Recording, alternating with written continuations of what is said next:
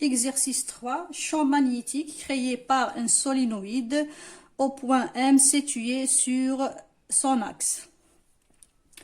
Donc pour traiter ce problème, on va le diviser en plusieurs points. Donc avant de commencer, donc on va faire un petit rappel sur le champ magnétique créé par une spire circulaire. Donc voilà la spire, donc l'exercice numéro 2, donc le champ créé par une spire circulaire parcouru par un courant I de rayon R et situé sur, donc d'axe OZ. Et on avait trouvé donc le champ magnétique exercé par cette spire parcourue par le courant I au point M. Et on avait trouvé donc que le champ magnétique total exercé au point M, donc il est donné par donc B au point M, il est donné par un module porté sur l'axe de la spire, EZ dans ce cas-là. Donc B il va être comme ça. Voilà B au point M. Donc si l'axe de la spire, on avait expliqué, si l'axe de la spire était X, donc ça va être selon EX. Si l'axe était OY, ça va être EY. Donc le champ, il va être toujours porté sur l'axe de la spire. Et ce module-là, donc il est donné par mu0 I sur 2R sinus au cube de alpha. Donc avec l'angle alpha, donc c'est celui-là. Donc voilà alpha. Donc qui définit donc l'angle entre l'axe de la spire OZ et l'élément élémentaire qu'on avait pris DL. Voilà. Donc maintenant, un solénoïde, c'est quoi? Un solénoïde, c'est un ensemble de spires. Donc par exemple, si je prends ici, donc on va le faire avec une autre couleur. Si je prends une autre spire ici, parcourue par le même courant toujours, je prends une troisième, une quatrième, ainsi de suite. Jusqu'à avoir donc un spire. Donc ces un spire là donc vont construire donc un solénoïde de longueur L. Donc un solénoïde tout simplement c'est quoi? Donc voilà, donc c'est un ensemble de spires enroulé, donc c'est un conducteur enroulé sous forme cylindrique, donc constitué de un spire. Voilà. Donc je vais déduire d'ici que le champ magnétique créé par l'ensemble de ce solénoïde constitué de un spire, ça va être tout simplement donc B. Donc ça c'est le champ créé par une spire, donc je vais l'appeler 1S. Donc le champ créé par l'ensemble de ces spires, c'est-à-dire le solénoïde, je vais l'appeler BN pour N spire.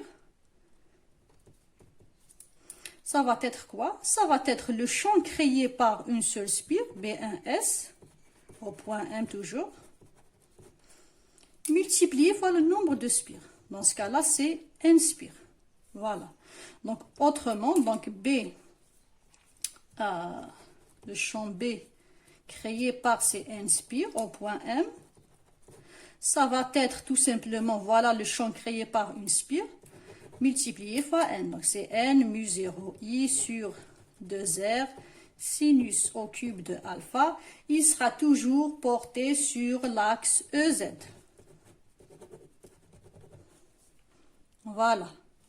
Donc ce champ total créé par tout le cylindre, il va être toujours, donc la résultante, elle va être toujours portée sur l'axe de la spire. Donc si je considère EZ comme étant l'axe de la spire, donc le champ B, ça va être porté sur l'axe de la spire EZ.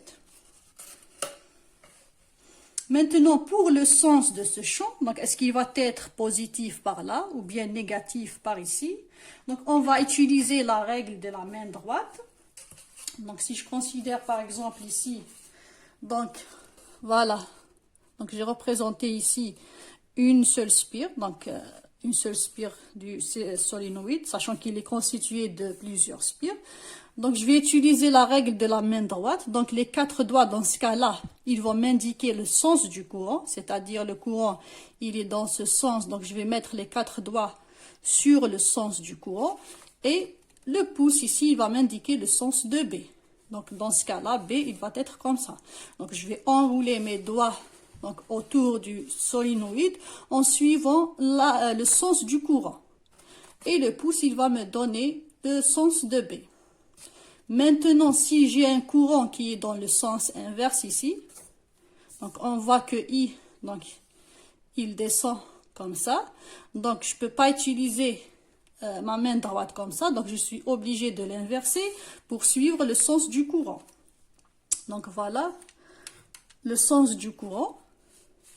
Ces doigts, donc ces 4 doigts vont se mettre dans le sens du courant et le pouce dans ce cas-là, il va m'indiquer que B, il est dans ce sens. Voilà. Pour résumer, donc le champ créé par la totalité du solénoïde, donc qui est égal à Bn spire au point M, ça va être donc N fois donc le module du champ créé par une seule spire porté sur l'axe EZ. Et le sens de ce champ, il va être indiqué par la règle de la main droite. Donc revenons à l'exercice. Donc voilà notre solénoïde. Donc on l'a représenté sous forme carrée. Donc si je regarde comme ça une vue d'en face, donc ça va être un carré. Donc qui va partir, donc si je considère l'axe Z ici, donc au centre de la spire, de rayon R toujours. Donc ça c'est le rayon, c'est R. Donc ce solénoïde, donc il va partir de Z1 ici. Donc voilà de Z1 vers Z2. Donc là, ici, c'est Z2. D'accord? De Z1 vers Z2. Donc voilà, on a défini le schéma. Donc on cherche le champ créé au point M, là, qui est situé sur l'axe des Z, créé par l'ensemble du solénoïde. Donc on va donc suivre ces étapes-là.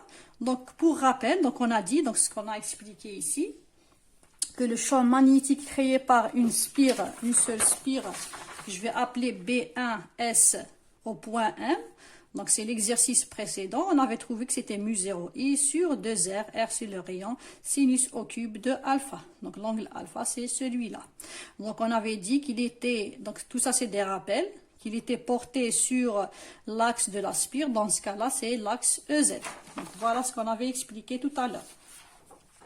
Donc le champ magnétique créé par un spire, c'est-à-dire l'ensemble du solénoïde, on a dit qu'il suffit de multiplier le nombre de spires n par le champ créé par une seule spire. Donc si on a tout, donc il suffit de faire une application numérique et de multiplier. Mais nous, on cherche à trouver ce champ-là en fonction de l'angle alpha, c'est-à-dire d'une manière générale. Donc pour résoudre ce problème, on procède de la même manière, c'est-à-dire on considère une tranche dl du solénoïde, donc voilà mon dl, qui est égal dans ce cas-là, parce qu'on est sur l'axe dz, je vais l'appeler tout simplement dz, voilà mon dz, qui est là.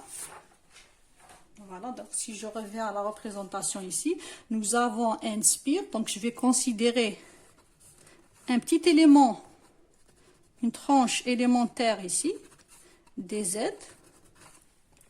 Donc je vais voir le champ exercé par cette partie dz sur le point M. Après, donc il suffit d'intégrer sur ce dz sur la totalité de L pour trouver le champ total exercé au point M. Donc voilà, si on considère une tranche dz, ce dz, donc il va me créer un champ élémentaire dB. Donc, qui est égal à quoi? dB. Donc, ça va être un nombre de spires dn multiplié fois le champ créé par une seule spire. Donc, ce dn-là, on va le chercher tout à l'heure. Donc, ce dn. Donc, on a dit, donc je prends ce dz-là. Ce dz, automatiquement, donc il va contenir un dn. Un dn, donc c'est le nombre de spires qui est dans cette tranche qui existe sur cette tranche dz. Donc dB créé par dn, ça va être le nombre de spires dans cette tranche-là. Donc il est constitué de dn spires multiplié fois le champ créé par une seule spire. Donc c'est toujours le même principe.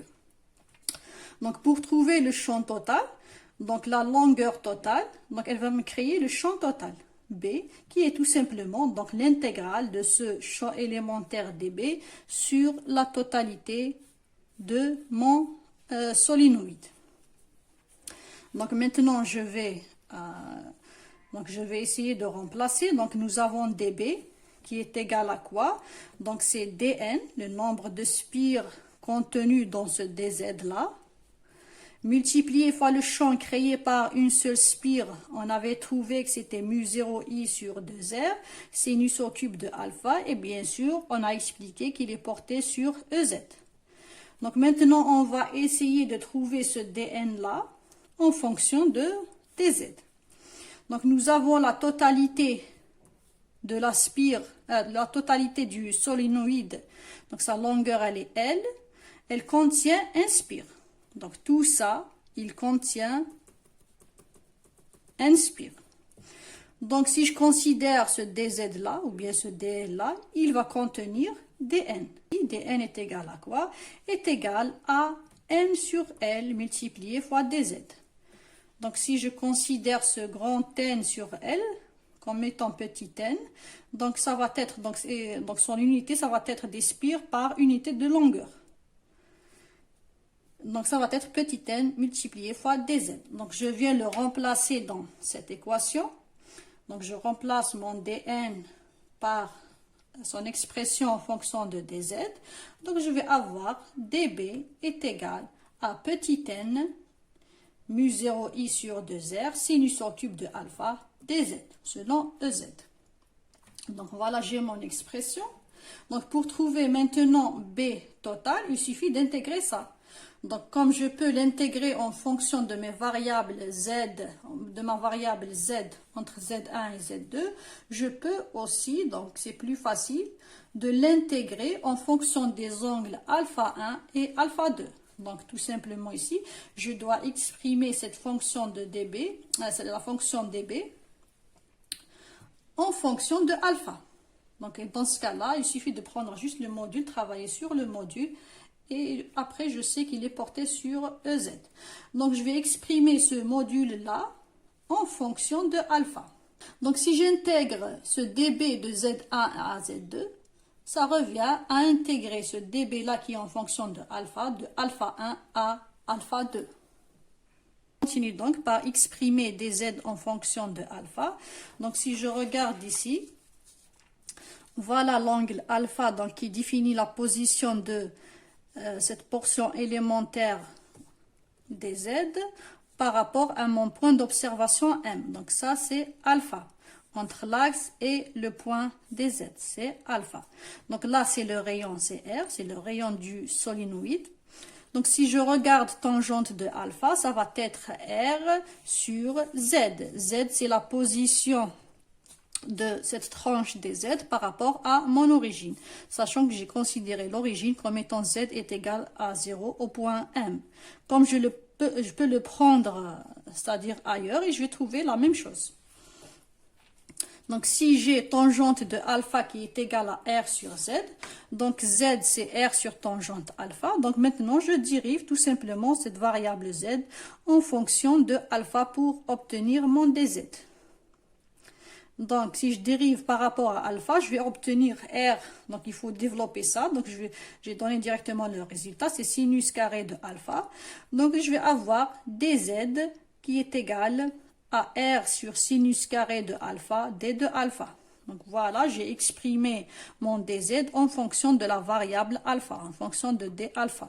Donc je viens remplacer cette expression de dz dans l'équation de dB ici. Donc je vais remplacer dz par son expression en fonction de alpha. Je vais obtenir quoi?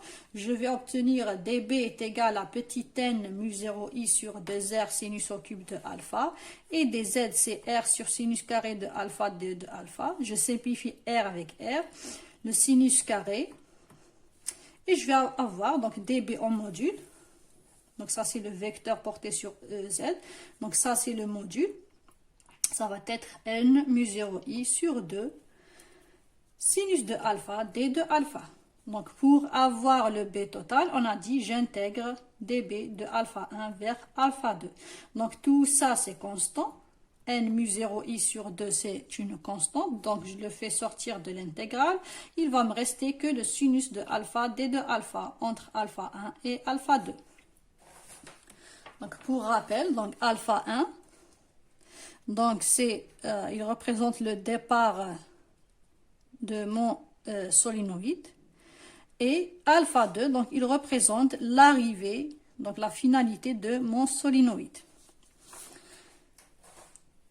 Donc je vais avoir, donc tout ça c'est une constante, l'intégrale de sinus de alpha, ça va me donner moins cosinus de alpha entre alpha 1 et alpha 2.